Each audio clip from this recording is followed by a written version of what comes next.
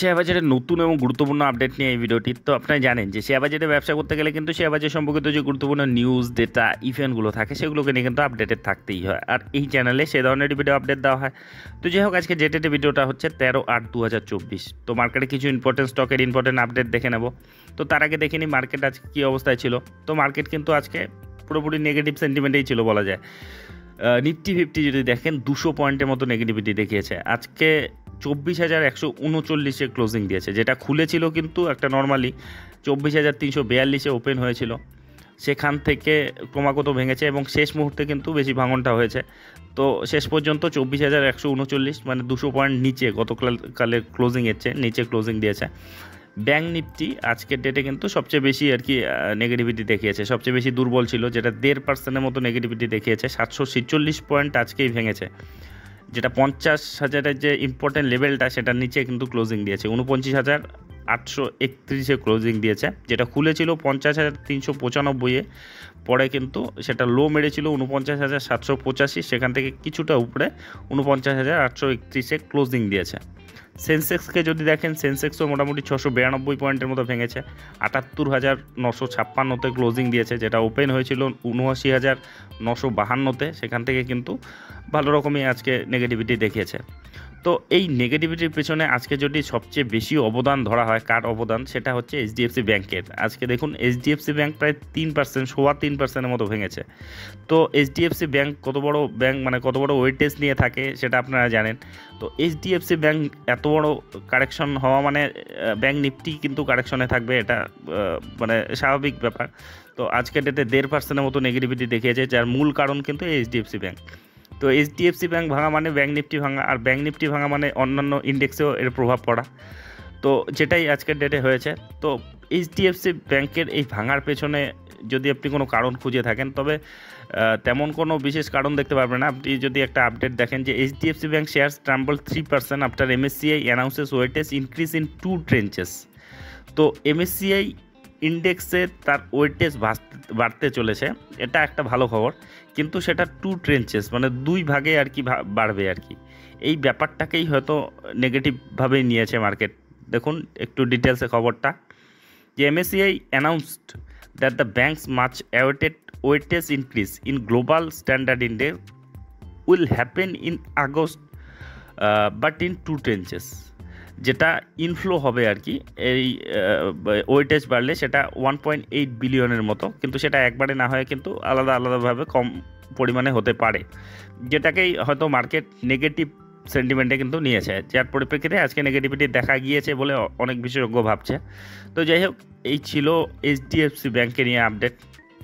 তো আজকে HDFC bank যদি নেগেটিভে থাকে, অন্য অন্য ব্যাঙ্কগুলোও ফলো করে। দেখুন আইসিআইসিআই ব্যাংক সামান্য নেগেটিভে ক্লোজিং দিয়েছে, মানে এইচডিএফসি ব্যাংক এত বড় ভাঙা, মানে 3% ভাঙা মানে এত বড় কোম্পানির ক্ষেত্রে বড় ভাঙাই। তো সেক্ষেত্রে অন্যান্য ব্যাঙ্কগুলোও কিন্তু ফলো করে এইচডিএফসি ব্যাংকে, সেটাই দেখা গিয়েছে। এক্সিস ব্যাংকও আজকের ডেটে সামান্য নেগেটিভেই ক্লোজিং দিয়েছে। তো যাই হোক, এবার চলে আসি অন্য খবরে।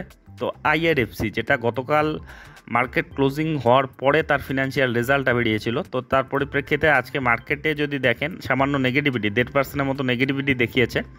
তো ওভারঅল মার্কেট কিন্তু নেগেটিভে ছিল। আপনি যদি দেখেন মানে শুরুটা কিন্তু ভালোই ছিল, মানে গ্যাপ আপেই খুলেছিল। আজকে ওপেন হয়েছিল 186-তে, আর যেটা হাই মেরেছিল 189-এর, সেখান থেকে 181-তে পরে ক্লোজিং দিয়েছে। তো মার্কেট যখন যেভাবে ভেঙেছে আর কি, সেভাবেই এর রিয়াকশনটা দেখা গিয়েছে। তো আপনি যদি এর ফিনান্সিয়াল রেজাল্টটা একটু দেখে নেন, দেখুন এই কোয়ার্টারে তাদের যে হিসাবগুলো মিলিয়নে রয়েছে, আমি কোটিতে বলবো।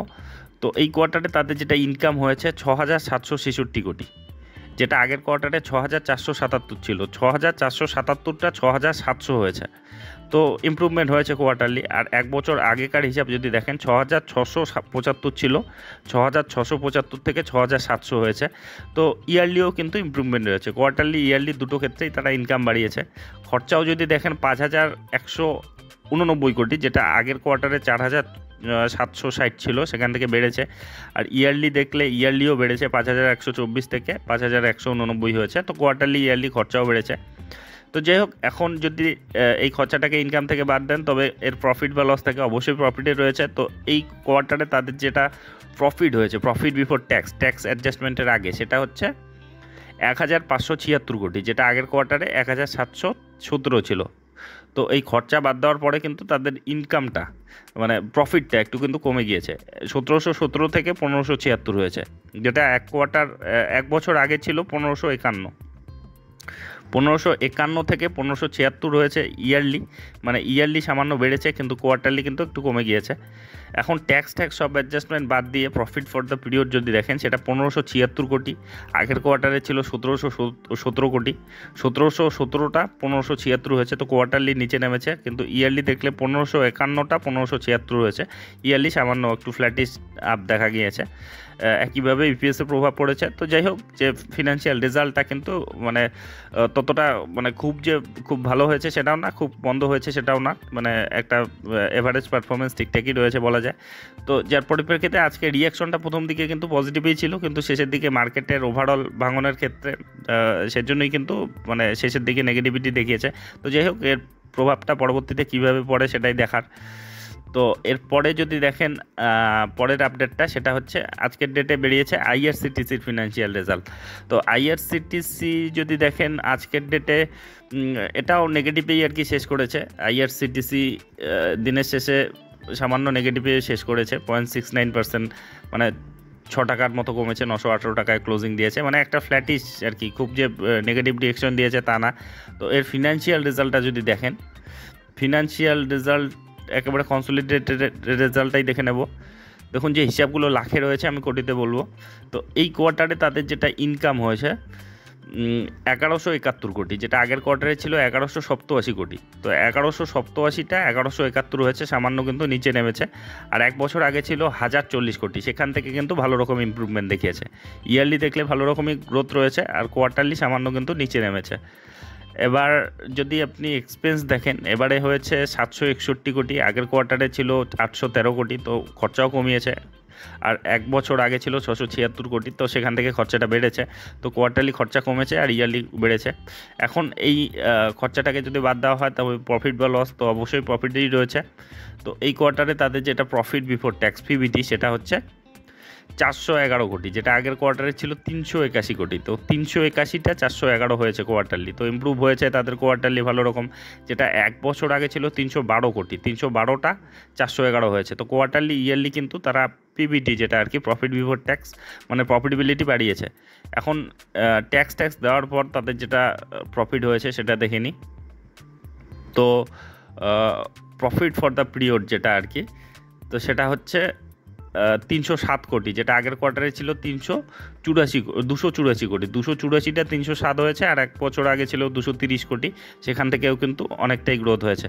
মানে আপনি ইপিএসেও যদি দেখেন, ইপিএস দেখুন 3.85 এবার, যেটা আগের বার ছিল 3.55, 3.55টা 3.85 হয়েছে, আর এক বছর আগে ছিল 2.90। তো সেখান থেকে দেখলে কোয়ার্টারলি ইয়ারলি দুটো ক্ষেত্রে কিন্তু তারা ভালো রকম গ্রোথ দেখিয়েছে, ইমপ্রুভমেন্ট দেখিয়েছে। মানে তুলনামূলক আপনি যদি অন্যান্য যে কোম্পানিগুলো আইআরএফসি, আরবিএনএল বা আরকন ইন্টারন্যাশনাল বা যে কোনো কোম্পানিগুলোকেই দেখেন আর কি, তাদের ফিনান্সিয়াল রেজাল্টটা, তার তুলনায় কিন্তু আইআরসিটিসির যে ফিনান্সিয়াল রেজাল্টটা কিন্তু অনেকটাই ঠিকঠাক এসেছে, অনেকটাই ভালো এসেছে। তো যার পরিপ্রেক্ষিতে আজকে মার্কেট রিয়াকশন সেরকম দেয়নি, কারণ মার্কেট আজকে পুরোপুরি নেগেটিভ সেন্টিমেন্টেই ছিল বলা যায়। তো সামান্য নেগেটিভিটি দেখিয়েছে, 6 টাকার মতো 918 টাকায় ক্লোজিং দিয়েছে। তো যাই হোক, এর প্রভাবটা কীভাবে পড়ে আগামীকালকেই বোঝা যাবে। মার্কেট যদি ঠিকঠাক থাকে তবে এর রিয়াকশনটা দেখা যাবে। তো এর পরে চলে যাব আরেকটা কোম্পানিতে, যেটা যে রেল সেক্টরেরই, সেটা হচ্ছে আরভিএনএল, রেল বিকাশ নিগম। তো রেল বিকাশ নিগম আজকের ডেটেও কিন্তু একটু নেগেটিভিটি দেখিয়েছে, সামান্য 1.21%-এর মতো। এটাও কিন্তু আজকে অনেকটাই ওপরে ওপেন হয়েছিল, 600-র উপরে চলে গিয়েছিল, যেটা ওপেন হয়েছিল 581 টাকায়, আর হাই মেরেছিল 600 টাকার ওপরে, 601 টাকা 90 পয়সায়। তো সেখান থেকে পরে কারেকশন হয়ে 568 টাকায় ক্লোজিং দিয়েছে। তো আরভিএনএলের যেটা আপডেট রয়েছে, দেখুন আরভিএনএল এমএসসিআই ইন্ডেক্সে যুক্ত হওয়ার যেটা আর কি সিদ্ধান্ত, সেটা কিন্তু পাকাই।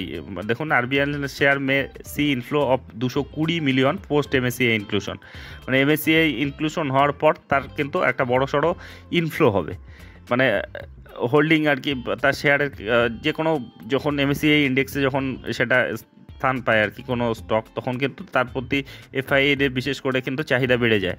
তো সেক্ষেত্রে যেটা বিশেষজ্ঞরা বলছে যে $220 মিলিয়ন মতো কিন্তু একটা তাদের ইনভেস্টমেন্ট আরও বাড়তে পারে। তো এটা অবশ্যই একটা পজিটিভ খবর আরবিএনএল এর ক্ষেত্রে।